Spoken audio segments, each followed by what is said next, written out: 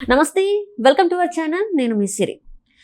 జవహర్ రెడ్డి గారి పైన retired IAS ఆఫీసర్లు అయితే స్పందిస్తున్నారు. మొన్న చూసినట్టయితే ఒక ఐఏఎస్ ఆఫీసర్ స్పందిస్తే ఈ రోజు కూడా మళ్ళీ ఒక ఐఏఎస్ ఆఫీసర్ స్పందించడం జరిగింది. అసైన్డ్ భూముల గురించి ఏదైతే ఉందో దాని గురించి మళ్ళీ స్పందించారు. సో ఈ వ్యవహారాన్ని మనకు వివరించడానికి మనతో పాటు ఉన్నారు ప్రముఖ senior journalist, political analyst C S Rao గారు.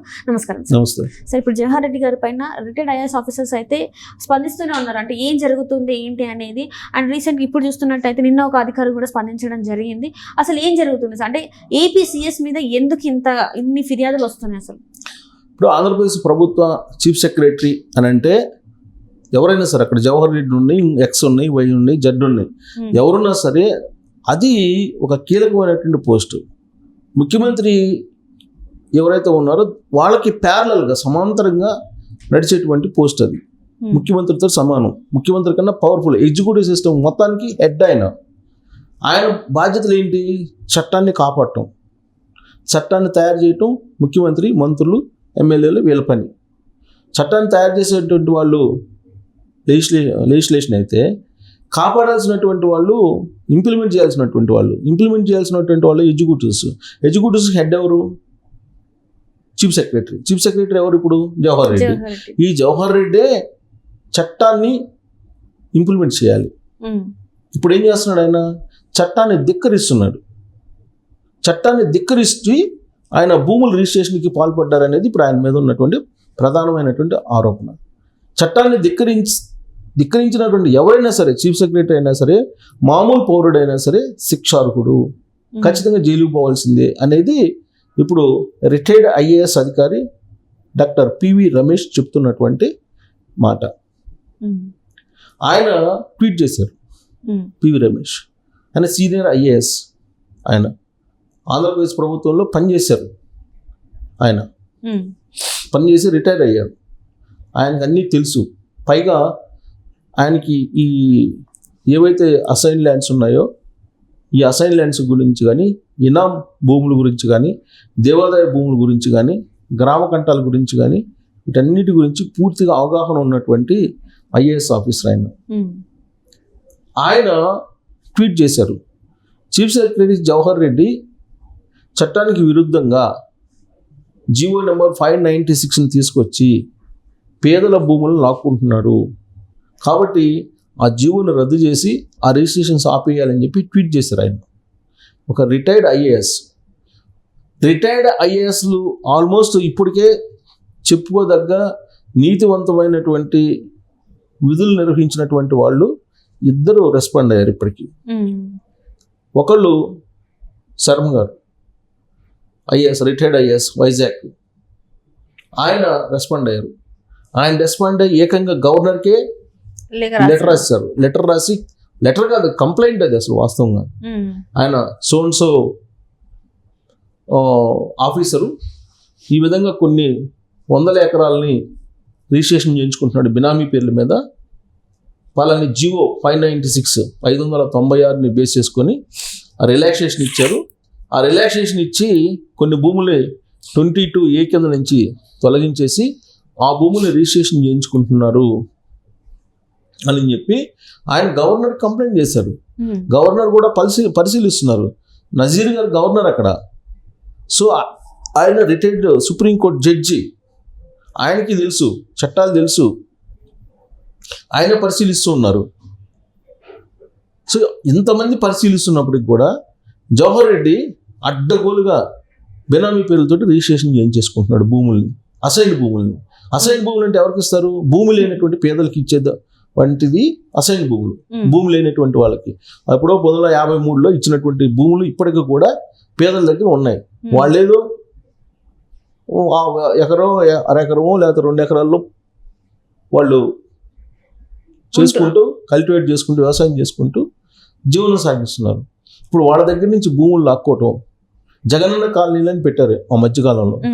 ఆ జగనన్న కాలనీలు పెట్టి ఏం చేశారు? ప్రభుత్వం దగ్గర భూములు లేవు, అసైన్ భూములు తీసేసుకుందాం అని చెప్పేసి ఈ జీవో తీసుకొచ్చి పేదల దగ్గర నుంచి వీళ్ళు తక్కువ రేటుకి తీసుకొని ప్రభుత్వం దగ్గర ఎక్కువ డబ్బులు మళ్ళా తీసుకున్నారు. ఎక్కువ డబ్బులు తీసుకొని లబ్ధి పొందేటువంటి ప్రయత్నం చేశారు. రాష్ట్ర వ్యాప్తంగా అదే జరిగింది. కొన్ని వేల కోట్ల రూపాయలు కుంభకోణం అని చెప్పి అప్పట్లోనే ఆరోపణలు వచ్చాయి. సో ఇప్పుడు chief secretary Jawahar Reddy chief secretary హోదాలో ఆయన ఈ అసైన్ ల్యాండ్ రిజిస్టర్ చేయించుకుంటున్నాడు. ఇప్పుడేమో పోలింగ్ జరుగుతుంది, ఎన్నికల కమిషన్ ఎన్నికల కోడ్ ఉంది, పోలింగ్ అయిపోయిన తర్వాత కంటిన్యూషన్గా గొడవలు జరుగుతున్నాయి రాష్ట్రంలో, కౌంటింగ్ ఏర్పాట్లు చేస్తున్నారు, ముమ్మర ఏర్పాట్లు. ఆయన చేయాల్సింది ఏంది? చీఫ్ సెక్రటరీగా వీటన్నింటిని పర్యవేక్షించాలి. కానీ ఆయన ఏం చేస్తున్నారు? అసైన్ భూములు రిజిస్ట్రేషన్ ఏ విధంగా చేయించుకోవాలి, ఎవరి పేరు పైన చేయించుకోవాలి అనే బిజీలో ఆయన ఉన్నారు. అధికారులందరినీ ఆయన భూముల రిజిస్ట్రేషన్ మీద కాన్సన్ట్రేషన్ చేసి భూములు ఇమీడియట్గా రిజిస్ట్రేషన్ చేయించాలి, ప్రభుత్వం మారితే మళ్ళా ఇబ్బంది కలుగుతుంది అనేటువంటి ఉద్దేశంతో ఆయన గుట్టుచప్పుడు కాకుండా వైజాగ్ వెళ్ళటం లేదా భోగాపురం వెళ్ళటం ఇవన్నీ చేయటం, అక్కడ ఉన్నటువంటి అధికారుల మీద ఒత్తిడి తీసుకురావటం, రిజిస్ట్రేషన్ చేయించుకునే ప్రయత్నం ఆయన చేస్తున్నాడు. ఇవన్నీ చూసిన తర్వాత రిటైర్డ్ ఐఏఎస్ అధికారులే ముందుకు వస్తున్నారు. ఐఏఎస్ సంఘం రెస్పాండ్ కావట్లా. వాస్తవంగా ఐఏఎస్ సంఘం రెస్పాండ్ కావాలి. బాధ్యతాయుతంగా ఉంటే కనుక ఐఏఎస్ సంఘం, ఈ ఐఏఎస్ సంఘం ఇప్పుడు జవహర్ రెడ్డిని నిలదీస్తూ లెటర్ రాస్తూ, జవహర్ రెడ్డి ఈ విధంగా చేయడం కరెక్ట్ కాదు, చీఫ్ సెక్రటరీగా ఉంటూ చట్టాన్ని కాపాడాల్సినటువంటి, చట్టాన్ని ఇంప్లిమెంట్ చేయాల్సినటువంటి హోదాలో ఉంటూ ఆ చట్టాన్ని డీవియేషన్ చేస్తున్నారు, చట్టాన్ని ధిక్కరిస్తున్నారు అని చెప్పి ఐఏఎస్ సంఘమే జవహర్ రెడ్డి మీద లెటర్ రాయాలి. దానికి భిన్నంగా ఐఏఎస్ సంఘం కాముగా ఉండిపోయింది. ఇప్పుడు రిటైర్డ్ ఐఏఎస్ ముందుకు వస్తున్నారు. రిటైర్డ్ ఐఏఎస్ ముందుకు వచ్చి జవహర్ రెడ్డి చేస్తున్నటువంటి నిర్వాకాన్ని బయటపెట్టి లెటర్లు రాస్తున్నారు, ట్వీట్లు చేస్తున్నారు, ప్రజల్లో అవేర్నెస్ కల్పించేటువంటి ప్రయత్నం చేస్తున్నారు. ఇంకొంతమంది అయితే ఇంకా ఇప్పటికి ఇంకా చాలా అని చెప్పేసి కొంతమంది ఐఏఎస్ ఆఫీసర్లు పక్కకు కూడా తప్పుకుంటున్నట్టు కూడా మనకు వార్తలు వస్తుంది. కొంతమంది ఆల్రెడీ ఇప్పుడు ఈ ప్రభుత్వం ఇప్పుడు చీఫ్ సెక్రటరీకి ఉన్నాడు, ఆయన ఒత్తిడి తీసుకొస్తున్నారు భూములు రిజిస్ట్రేషన్ చేయమని. దాన్ని సహకరించినటువంటి వాళ్ళు రేపు బాధ్యులుగా నుంచోవాలి కదా, కాబట్టి వాళ్ళు వెళ్ళిపోతున్నారు. ఐఏఎస్లు తప్పించుకొని, ఐపీఎస్లు తప్పించుకొని వెళ్ళిపోతున్నారు. అసలు ఎందుకు ఇక్కడ దాకా ఎందుకు ఆర్ఓలే రిటర్నింగ్ ఆఫీసర్గా ఉండాల్సినటువంటి వాళ్ళే మేము కౌంటింగ్ రోజు మేము రాము, విధులు నిర్వహించలేమని చెప్పేసి మూకుమ్మడి రాజీనామా చేశారు కదా. ఇదే జవహర్ రెడ్డి కారణంగా వాళ్ళు చెప్తున్నారు కదా. సో ఇలాంటి పరిస్థితుల్లో జవహర్ రెడ్డి ఇప్పటికి కూడా ఇలాంటివి చేస్తున్నారంటే ఆయన మీద అనేక కంప్లైంట్స్ ఉన్నాయి. ఇప్పటికే కంప్లైంట్స్ చేశారు, చాలా మంది కంప్లైంట్ చేశారు. అయినా కానీ ఎన్నికల కమిషన్ ఎందుకు ఆయన్ని భరాయిస్తుందో అర్థం కావట్లేదు. ప్రజలు భరాయించలేకపోతున్నారు, ప్రభుత్వం భరాయించలేకపోతుంది, ప్రభుత్వంలో ఉండే ఉద్యోగ వర్గాలు భరాయించలేకపోతున్నారు ఆయన్ని. మరి ఎందుకు కంటిన్యూ చేస్తుంది ఎన్నికల సంఘము? అది ఇప్పుడు ఎన్నికల సంఘమే ఇప్పుడు విమర్శలు ఎదుర్కొంటుంది. ఇప్పుడు సీనియర్ ఐఏఎస్ అధికారులు డాక్టర్ పివి రమేష్ అలాగే శర్మ ఆయన వాళ్ళిద్దరు కంప్లైంట్ చేశారంటే, ఒకళ్ళు గవర్నర్కి ఇంకోళ్ళు ట్వీట్ చేశారంటే జవహర్ రెడ్డి ఎంత తప్పు చేసి ఉండాలి. ప్లస్ ఇప్పుడు మూర్తి యాదవ్ ఇప్పుడు మళ్ళీ తాజాగా ప్రెస్ మీట్ పెట్టి ఆయన ఏ గ్రామంలో ఎన్ని అసైన్ ల్యాండ్స్ ఎవరి పేరు మీద రిజిస్ట్రేషన్ చేయించారని చెప్పి చెప్తున్నారు కదా. తన దగ్గర ఆధారాలు ఉన్నాయి, మరి రమ్మని చెప్తున్నాడు. చీఫ్ సెక్రటరీ సవాల్ చేస్తున్నాడు జనసేన పార్టీకి సంబంధించిన లీడరు. మరి ఇన్ని ఆధారాలు చూపిస్తుంటే ఆయన అసలు పట్టినట్టు ఉన్నాడు.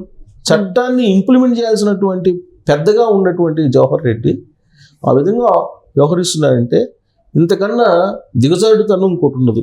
Right thank you so much.